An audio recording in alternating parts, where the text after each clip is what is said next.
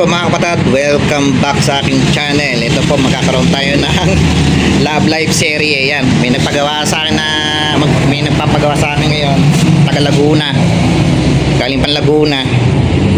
Ayan, kita ko na agad ang problema. Ito, stakapan distributor nya, stakapan distributor. Tapos yung kanyang mukhang kailangang palitan na kanyang post dito. Tapos si pa-Frankenstein carb natin yung niyan, nagkakaproblema eh. Frankenstein, ibig sabihin yung kanyang original na Aisin carb. Ilalagay ko yung dito, yung throttle body, saka yung air horn. Ayan. Yung ginagawa ko ngayon na yun eh, nilagyan ko ng pintura yung sa ating sa ating pulley. Yan, kita nyo yan. Kaya zoom in. Ayan, kita nyo na ngayon. Yan, ayan.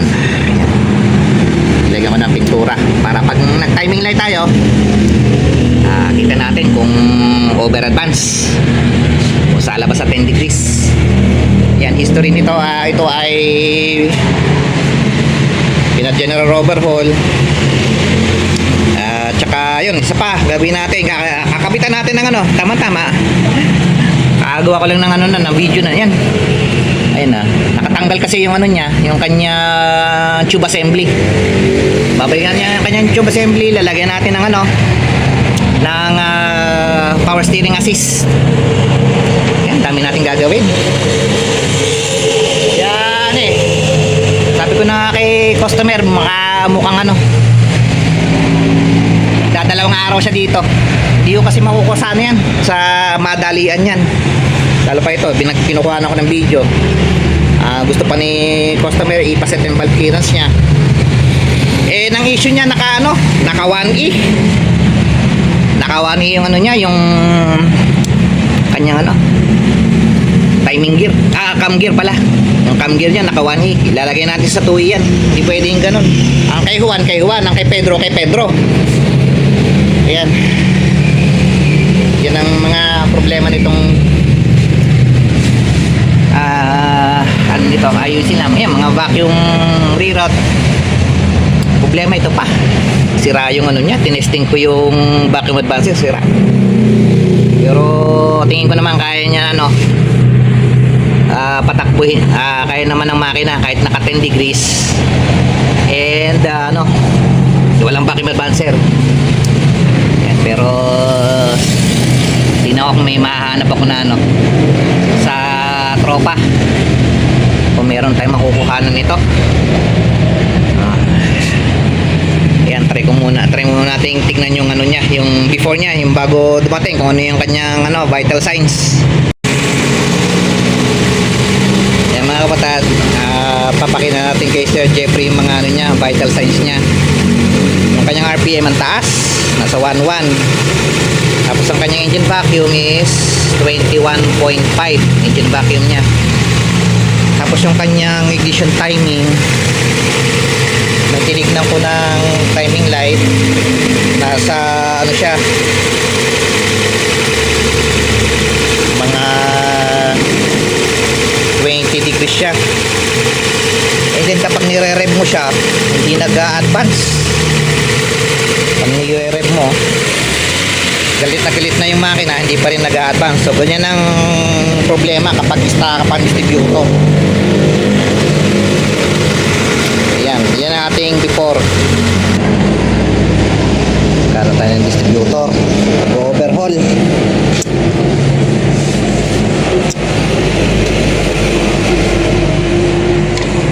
Ito.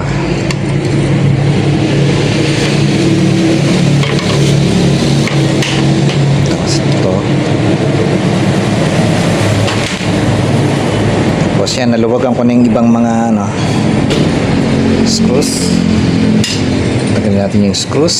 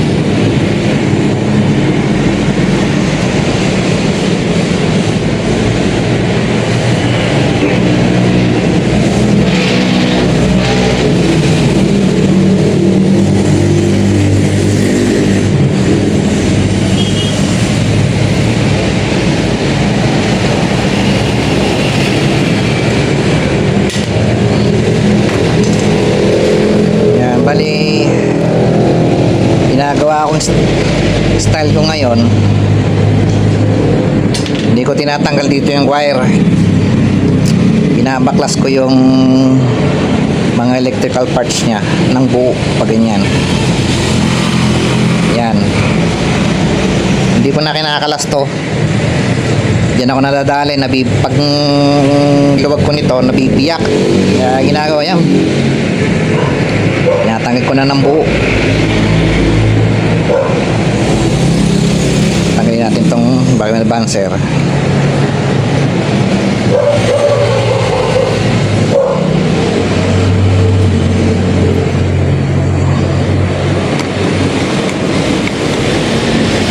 Sira na yung vacuum balancer nya.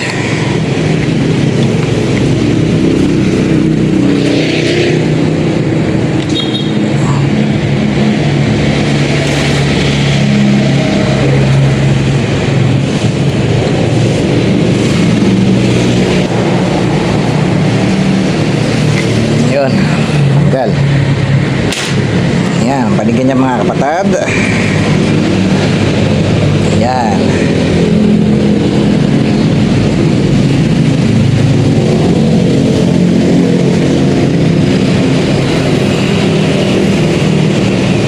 Tapos tanggalin natin tong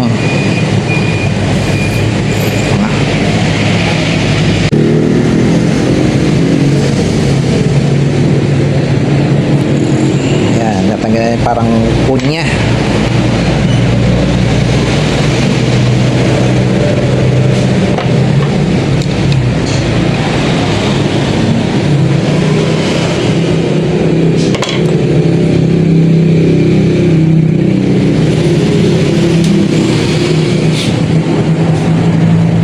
Ay, sarap. Dali ko natanggal.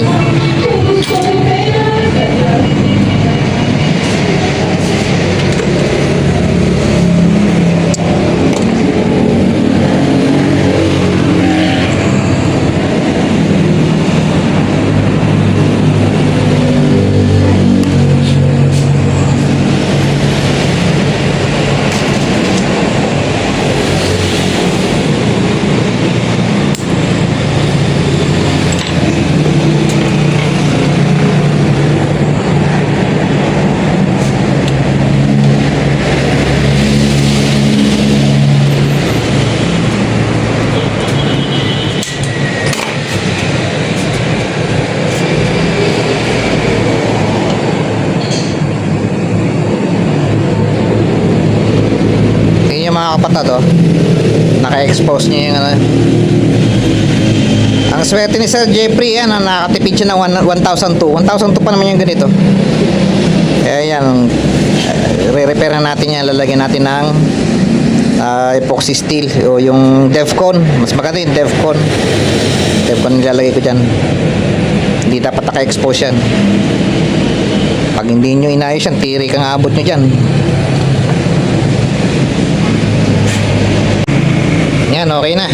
Nalagyan natin ng Devcon plastic steel epoxy. Yan, yan nilagay ko para yan wala na yung takip niya.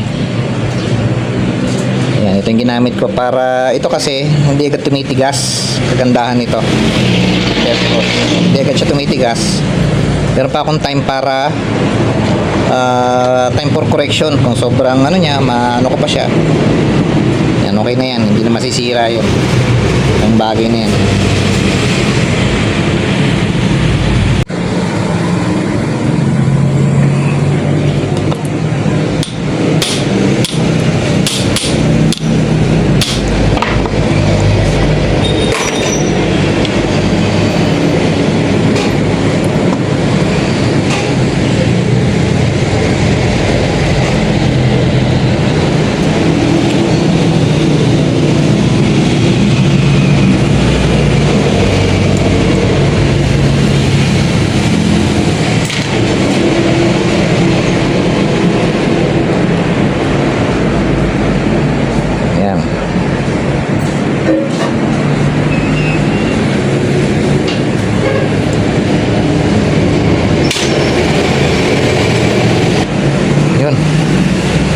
Tagal ko na.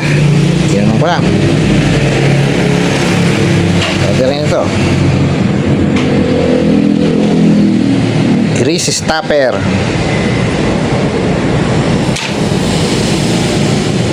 Tayo ngayon yung kanyang spring.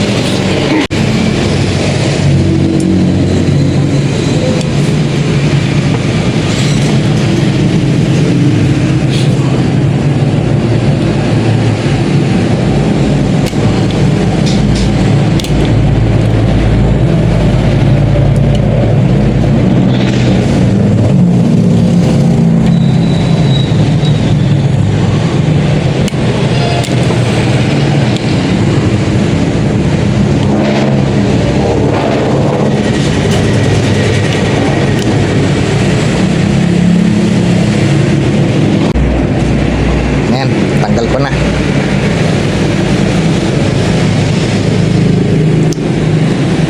Next, ito.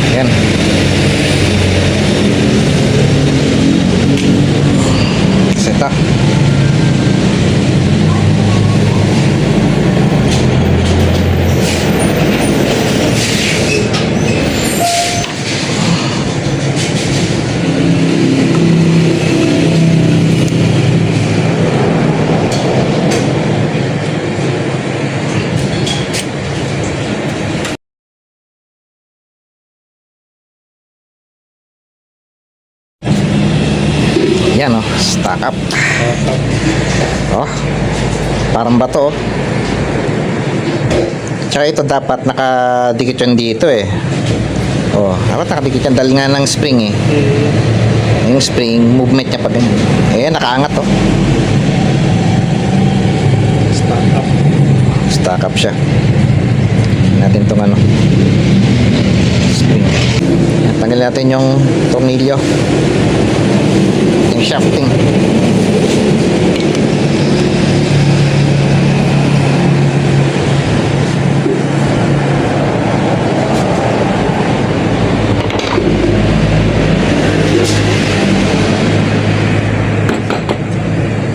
Tanggalin na.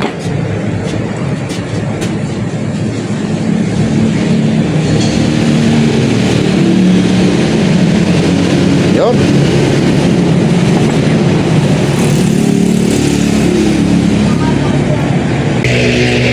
Ayan. Pwede natin igagato natin to doon sa makina. Ayan, balikin ito. Ilalagay natin sa to.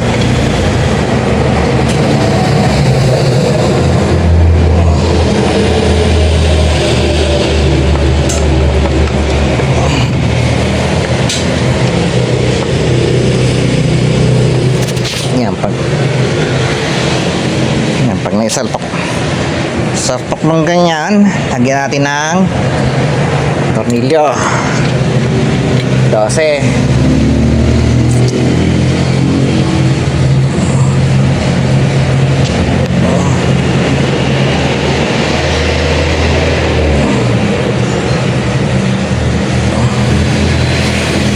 Yan mga pata dito. Bago nyo nga pala isalpak dyan, lagyan nyo ng WD-40. Then gamit ko ito, katala. And eto ngayon, yung vice grip.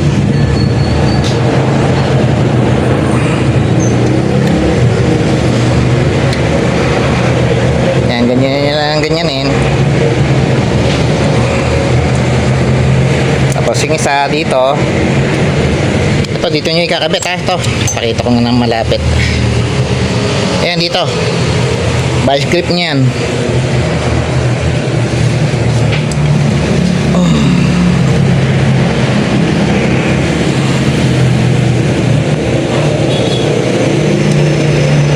Mali ganyan.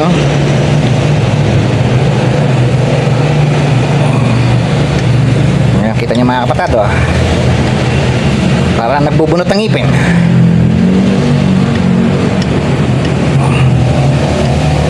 Ayun, tanggal na. Kita nyo. Yan, yan sa kakalawang.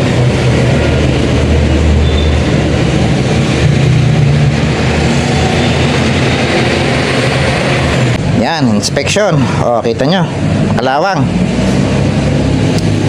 Lahat ng ibang gagawin, kundi linisin natin yan. Ang panlinis ko dyan is pwedeng gasolina, babrushin nyo ng brush. Pero habang ano yan, huwag nyo babasahin yung ng gasolina, yung bearing. Iwasan nyo na nababasa siya. So pagka nyo, na brush nyo siya, tsaka dilagyan ng basa, diretso agad, punos agad ng basahan. Para maiwasan natin mabasa yung bearing. Mawawala ng lubrication yan, yung bearing yan.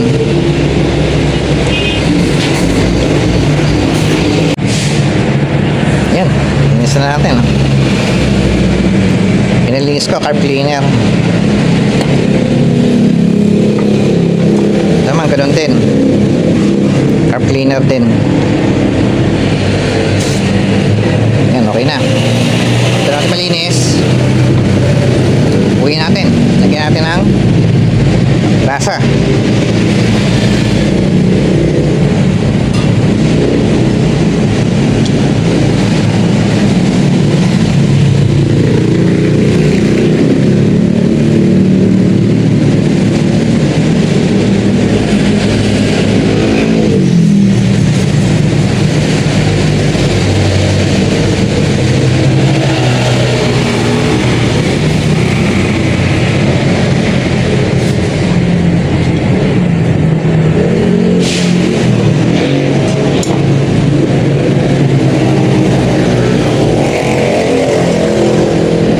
Paglalagay yan yung may flat na yan, tapos letter E, dito nyo siya itatapat sa may pole na yan, dito ganyan yan. Yan dyan, may timing yan pag ganyan, from dito pag ganyan, yan dito, kung makikita nyo yan dito, ayan ayan may timing may timing mark dito sa dulo, meron din, ayan may timing yan, may timing magkakatapat yan mga kapatid paganyan. Wag nyo ikakabit ng papaganyan yan, ng baliktad yan, todos kayo dyan, dapat ganyan yan. Otherwise baka hindi umistart yung makina nyo. Ayan, lagyan natin ng screw.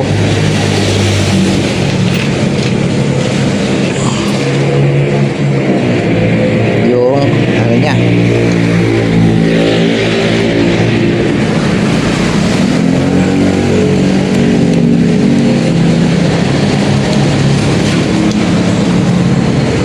Kita nyo maigi mga kapatid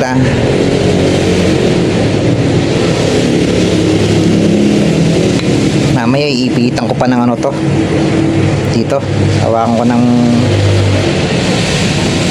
laes o vice grip, sabay ganyan yan yun, dalawang daliri dali-dali na.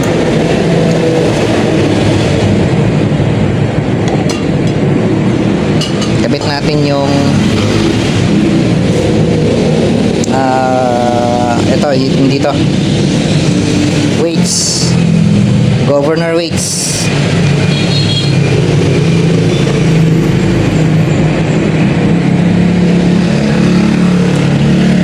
Governor weights. Kabila.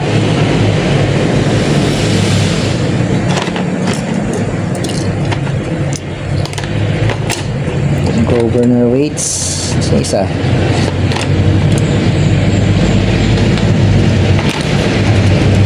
Ito.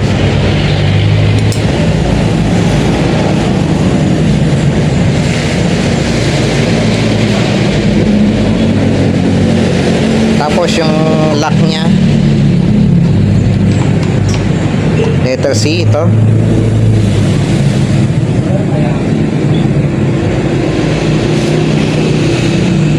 Yan.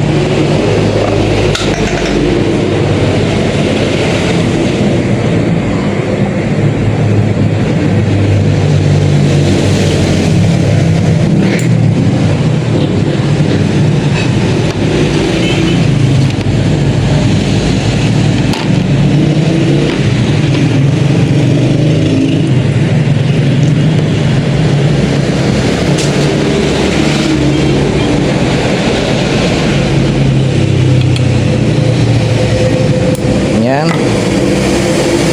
Tapos spring. Matigas na spring. Matigas na spring dito. Dito sa may letter E. Katapat ng pole.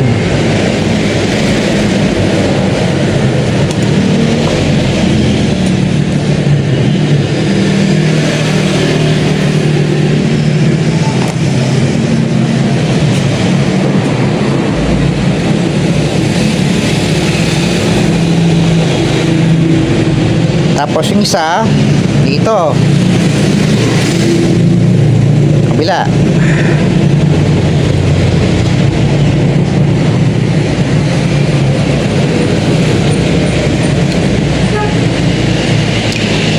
Itan lang natin yung pagkakakapit ng mga spring.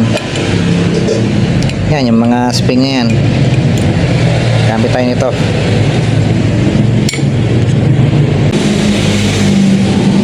Yan.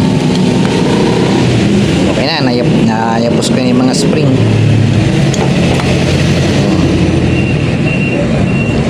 Yan, oh, hindi na siya stuck up, gumagalaw-galaw na. Oh. Oh, tik, tik. Mahampas na yung ano, yung governor weights niya. Mahampas na yung cam sa shafting. Huwag natin kalilimutan ikabit si grease stopper. Yan. Next plate.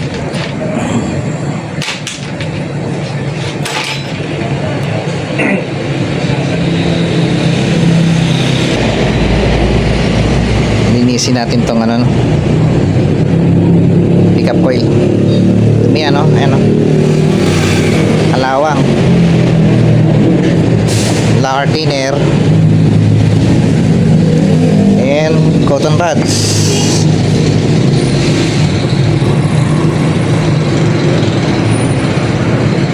Yan, ganyanin nyo lang nasa malinis yan. Yan, dumi o.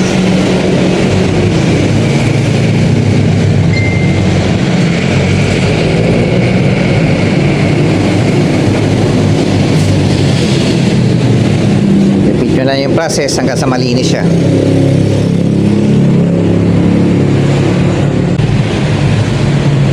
Ito natin take. Dalawang tornilyo.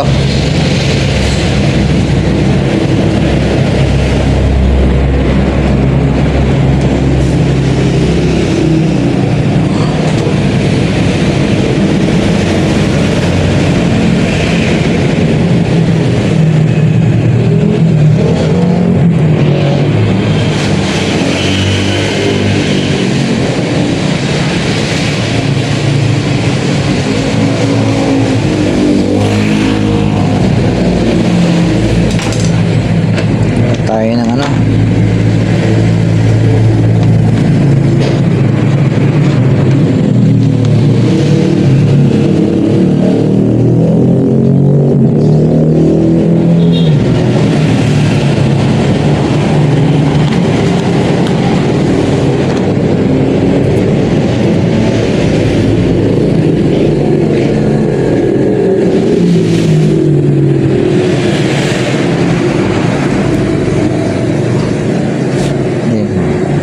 Pasa ulit.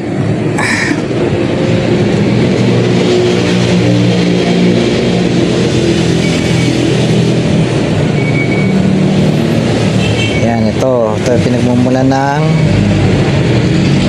pagkadyot. Yan.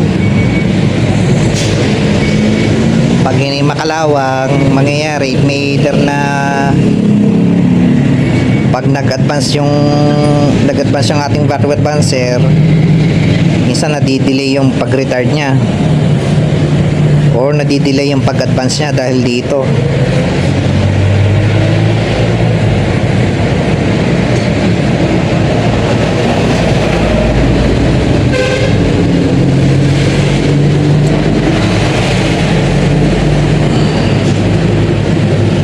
Okay, ready na tayo for pagkakabit ng pickup coil. Ayan o. Ayan siya kabit.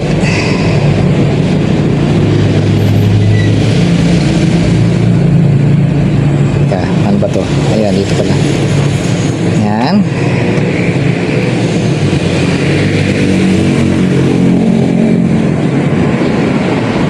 Ayan.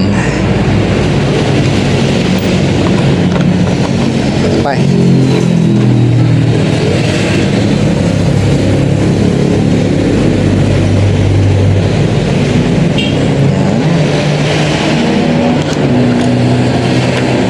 Ito.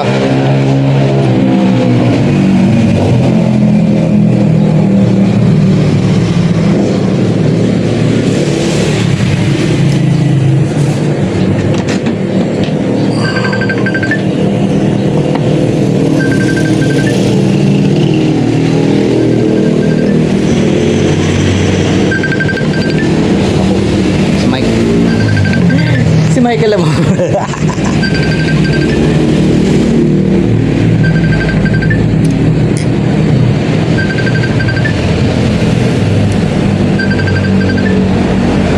Kapatid mo pa siya. May tata no.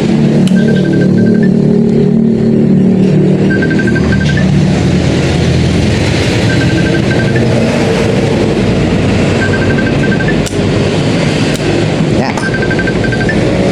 Yan na. Okay. Narin to.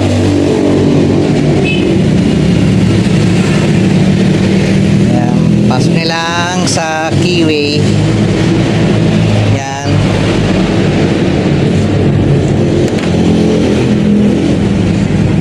So to.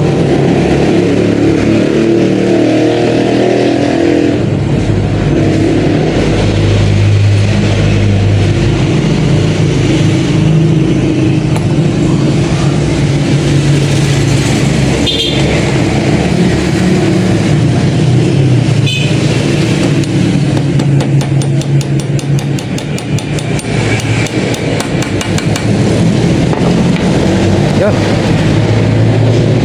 Okay na.